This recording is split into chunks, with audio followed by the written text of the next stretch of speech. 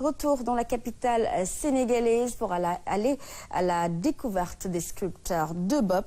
Ces artisans talentueux sont des hommes et des femmes qui se consacrent à la fabrication de divers objets d'art.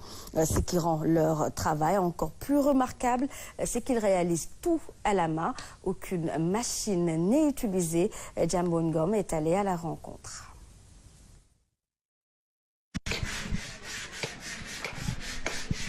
Des ouvriers qui s'activent et travaillent avec finesse le bois pour en faire divers objets. Ils sont des sculpteurs, des artisans spécialisés en bois. Nous fabriquons des pilons, des bancs, des djembés et des vaisselles en bois. C'est ça que nous faisons ici. C'est notre travail. Nous vendons des banguets, des alouaux, des planches et autres. Ça, c'est une cuillère en bois qu'on utilise en cuisine. C'est une tradition. Ça, c'est pour étaler la pâte et on coupe la viande avec cette planche. Ces sculpteurs sur la provenance de la matière et les différents outils qu'ils utilisent pour créer ces objets.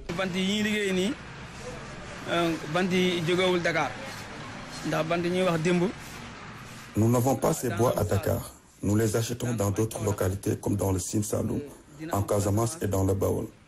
Pour fabriquer ces pilons, nous avons besoin de différents outils. Il y a celui qui coupe le bois, un autre qui creuse et un autre qui taille. Tous ces outils sont manuels.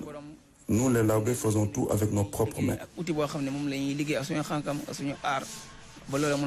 Pour être au diapason, ces artisans ont modernisé leur travail avec toutes sortes de produits qui renferment des bienfaits. Le monde a évolué.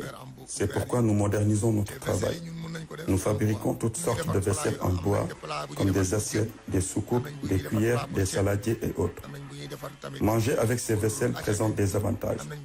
Les plantes que nous utilisons pour fabriquer ces vaisselles en bois sont les mêmes pour produire des médicaments. Lorsque nous mangeons avec ces vaisselles en bois, nous pouvons éviter certaines maladies. Certains en sont conscients, tandis que d'autres ne le sont pas encore.